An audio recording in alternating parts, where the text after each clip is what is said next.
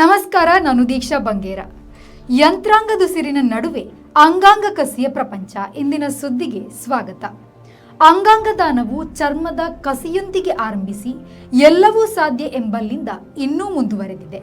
ಏನದರ ಒಳಗುಟ್ಟು, ಬನ್ನಿ ನೋಡೋಣ. ಅಂಗಾಂಗ ದಾನ ಮತ್ತು ಅಂಗಾಂಗ ಕಸಿ ಇಂದು ಬಹುತೇಕರು ಅರಿತಿರುವ ವಿಷಯವೇ ಆಗಿದೆ. ಜಗತ್ತು ಈ ನಿಟ್ಟಿನಲ್ಲಿ ಈಗಾಗಲೇ ದಾಪುಗಾಲು ಇಟ್ಟಿದೆ. ಭಾರತವು ನಾವು ತೀರಾ ಹಿಂದುಳಿದಿಲ್ಲ ಎಂದು ತೋರಿಸುತ್ತಲಿದೆ. ಒಬ್ಬ ವ್ಯಕ್ತಿಯು ಸಾಮಾಜಿಕ ಕಳಕಳಿಯಿಂದ ತನ್ನ ದೇಹದ ಅಂಗಗಳನ್ನು ದಾನ ಮಾಡುವುದು ಆರ್ಗನ್ ಡೊನೇಷನ್ ಎನಿಸಿದೆ. ಸಾಮಾನ್ಯವಾಗಿ ವ್ಯಕ್ತಿಯು ಸತ್ತ ಮೇಲೆ ತನ್ನ ಅಂಗಾಂಗ ಬಳಸಿಕೊಳ್ಳುವಂತೆ ಮೊದಲೇ ದಾನಪತ್ರ ಸಿದ್ಧಪಡಿಸಿ ಇಟ್ಟುಕೊಳ್ಳಬಹುದು. ಇನ್ನೊಂದು, ದಿಢೀರನೆ ಸಾವು ಬಂದರೆ ಸತ್ತವರ ಅಧಿಕೃತ ವಾರಸುದಾರರು ಅಂಗಾಂಗ ದಾನ ಮಾಡಬಹುದು. ಮೂತ್ರಪಿಂಡ, ಯಕೃತ್ತು ಮೊದಲಾದವನ್ನು ವ್ಯಕ್ತಿ ಬದುಕಿರುವಾಗಲೇ ಒಂದು ಭಾಗ ದಾನ ಮಾಡಲು ಸಾಧ್ಯವಿದೆ.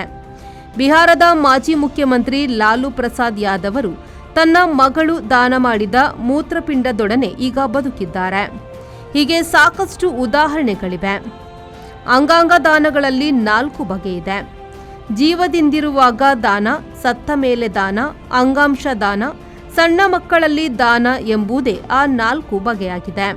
ವಿಶೇಷ ಶಸ್ತ್ರಚಿಕಿತ್ಸಕರು ದಾನದ ಅಂಗವನ್ನು ಪಡೆದು ನಿಶ್ಚಿತ ಸಮಯದಲ್ಲಿ ಅಗತ್ಯದ ವ್ಯಕ್ತಿಗೆ ಆ ಅಂಗವನ್ನು ಕಸಿ ಇಲ್ಲವೇ ಟ್ರಾನ್ಸ್ಪ್ಲಾಂಟ್ ಮಾಡುತ್ತಾರೆ. ಕೆಲವೊಮ್ಮೆ ಕೆಲವರ ದೇಹಗಳು ದಾನವಾಗಿ ಬಂದ ಅಂಗವನ್ನು ಒಪ್ಪದಿರುವ ಪ್ರಕರಣಗಳು ಸಹ ಕೆಲವೊಮ್ಮೆ ನಡೆಯುತ್ತದೆ.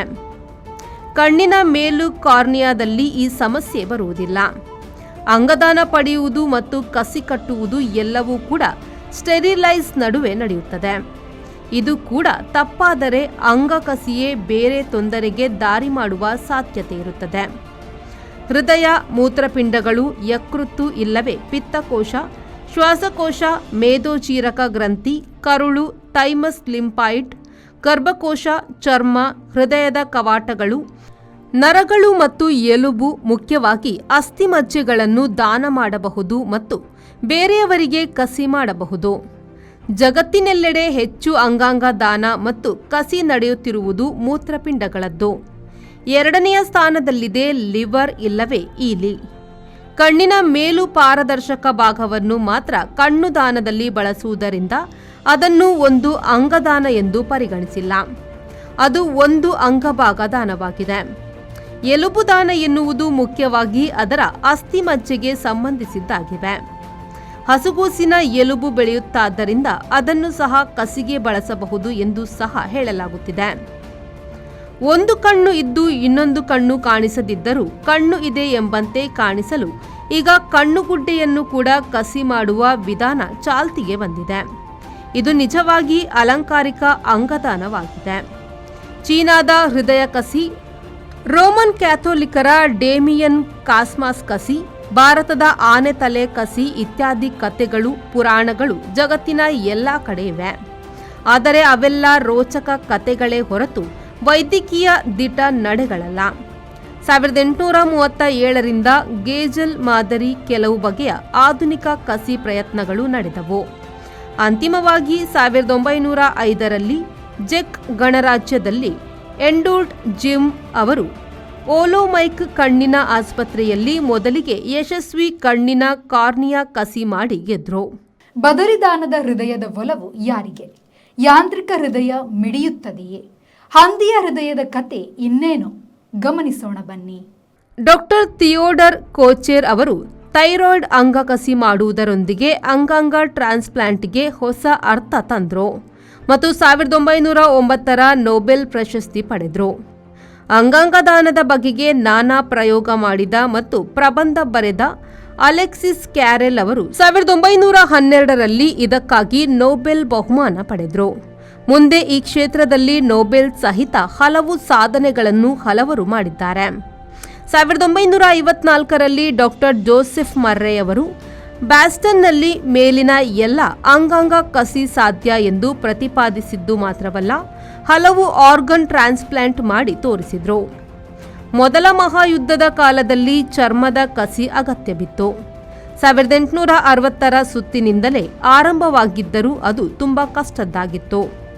1962ರ ಹೊತ್ತಿಗೆ ಅದು ಸಾಮಾನ್ಯ ಅಂಗಾಂಗ ಕಸಿ ಎನಿಸಿಕೊಂಡಿತು. 1964ರಲ್ಲಿ ಜೇಮ್ಸ್ ಹಾರ್ಡಿ ಅವರು ಹೃದಯ ಮತ್ತು ಶ್ವಾಸಕೋಶದ ಯಂತ್ರಗಳನ್ನೇ ಕಂಡುಹಿಡಿದರು. ಮೊದಲ ಹೃದಯ ಕಸಿಯು 1968ರಲ್ಲಿ ಡೆಂಟನ್ ಕೋಲಿ ಅವರಿಂದ ಆಯಿತು. ಅವರು ಬೇರೆ ಬೇರೆ ಅಂಗಾಂಗ ಕಸಿಯಲ್ಲಿ ತಜ್ಞರಾಗಿದ್ದರು. 1955ರಲ್ಲಿ ಮೊದಲು ಡಾಕ್ಟರ್ ಡ್ಯಾನಿಯಲ್ ಥಾಮಸ್ ಅವರು ಬೋನ್ ಮ್ಯಾರೋ ಕಸಿಯ ಪ್ರಯತ್ನ ನಡೆಸಿದ್ದು 1960ರ ಬಳಿಕ ಅದು ಸರ್ವಸಾಮಾನ್ಯವೆನಿಸಿತು. ಬೋನ್ ಮ್ಯಾರೋ ಇಲ್ಲವೇ ಅಸ್ಥಿಮಜ್ಜೆಯು ಮುಖ್ಯವಾಗಿ ಬೆನ್ನೆಲುಬು ಒಳಗೆ ಎಂದರೂ ಅದು ಎಲ್ಲ ಎಲುಬುಗಳ ನಡುವಣ ಭಾಗವಾಗಿರುತ್ತದೆ. ಅಸ್ಥಿಮಜ್ಜೆಯು ಮಾನವನ ಮೂಳೆಗಳ ಒಳ ಟೊಳ್ಳು ಭಾಗದ ಪದಾರ್ಥವಾಗಿದೆ. ಈ ಮೃದು ಸ್ಪಂಜಿನಂಥ ಭಾಗವು ಸಾಕಷ್ಟು ನರಜಾಲಗಳನ್ನು ಮುಖ್ಯವಾಗಿ ಹೊಂದಿರುತ್ತದೆ. ರಕ್ತದ ಭಾಗಗಳಾದ ಕೆಂಪು ರಕ್ತಕಣ, ಬಿಳಿ ರಕ್ತಕಣ ಮತ್ತು ಪ್ಲಾಟಿಲೆಟ್ಗಳು ಅಸ್ಥಿಮಜ್ಜೆ ಇಲ್ಲವೇ ಅಸ್ಥಿರಜ್ಜುವಿನಲ್ಲಿ ತಯಾರಾಗುತ್ತವೆ. ಹಾಗಾಗಿ ನೆತ್ತರ ಆರೋಗ್ಯ ಮತ್ತು ದೇಹದ ಆರೋಗ್ಯದಲ್ಲಿ ಬೋನ್ ಮ್ಯಾರೋ ಪಾತ್ರವು ಪ್ರಮುಖವಾಗಿದೆ. ರಕ್ತ ಹೆಪ್ಪುಗಟ್ಟಿಸಲು ಅಗತ್ಯದ ಪ್ಲಾಟಿಲೆಟ್ಸ್ ಬಿಲ್ಲೆಗಳು ಮತ್ತು ರಕ್ತಕಣಗಳ ಕೊರತೆಯ ತೊಂದರೆ ಇರುವವರಿಗೆ ಬೇರೆಯವರ ಬೋನ್ ಮ್ಯಾರೋ ಕಸಿ ಮಾಡುವುದು ಅನಿವಾರ್ಯ. ಈಗ ಈ ಅಂಗಾಂಗ ಕಸಿ ಹೊಸ ಹೊರಳಿನಲ್ಲಿ ಯಶಸ್ಸು ಕಾಣುತ್ತಾ ಸಾಗಿದೆ. 2022ರಲ್ಲಿ ಹಂದಿಯ ಹೃದಯವನ್ನು ಮಾನವನಿಗೆ ಕಸಿ ಮಾಡಲಾಯಿತು. ಅಲ್ಪಕಾಲ ಬದುಕಿದ್ದ ಆತನು ಹೃದಯ ಸೋಂಕಿನಿಂದ ಮರಣಿಸಿದ. 2021ರಲ್ಲಿ ಐಸ್ಲ್ಯಾಂಡ್ನಲ್ಲಿ ಪೂರ್ಣ ತೋಳು ಮತ್ತು ಭುಜದ ಕಸಿ ಯಶಸ್ವಿಯಾಯಿತು. 2019ರಲ್ಲಿ ಯುಎಸ್ಎಯಲ್ಲಿ ದಾನಿ ಕಿಡ್ನಿಯನ್ನು ಇನ್ನೊಂದು ಪ್ರದೇಶಕ್ಕೆ ಡ್ರೋನ್ ಮೂಲಕ ಕಳುಹಿಸಿ ಯಶಸ್ವಿಯಾಗಿ ಕಸಿ ಮಾಡಲಾಯಿತು.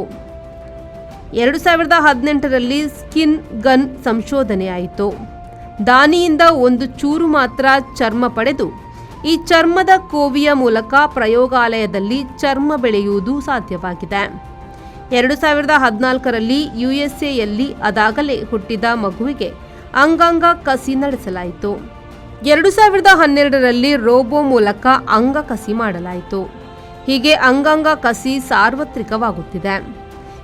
ಈಗ ಭಾರತದಲ್ಲೂ ಎಲ್ಲ ಬಗೆಯ ಅಂಗಾಂಗ ಕಸಿ ಸಾಧ್ಯವಿದೆ. ಈಗ ಬದಲಿ ಶ್ವಾಸಕೋಶದಿಂದ ಹಿಡಿದು ಬದಲಿ ಗರ್ಭಕೋಶದವರೆಗೆ ಎಲ್ಲವೂ ಸಾಧ್ಯ.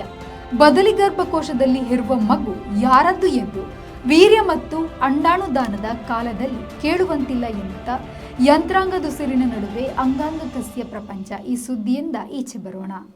ಇದು ಈ ಹೊತ್ತಿನ ಪ್ರಮುಖ ಸುದ್ದಿ. ನಿರಂತರ ಸುದ್ದಿ ಮತ್ತು ಮನೋರಂಜನೆಗಾಗಿ V4 ನ್ಯೂಸ್ನ ಫೇಸ್ಬುಕ್ ಪೇಜ್ನ ಫಾಲೋ ಮಾಡಿ ಹಾಗೂ ಯೂಟ್ಯೂಬ್ ಚಾನಲ್ನ ಸಬ್ಸ್ಕ್ರೈಬ್ ಮಾಡಿ.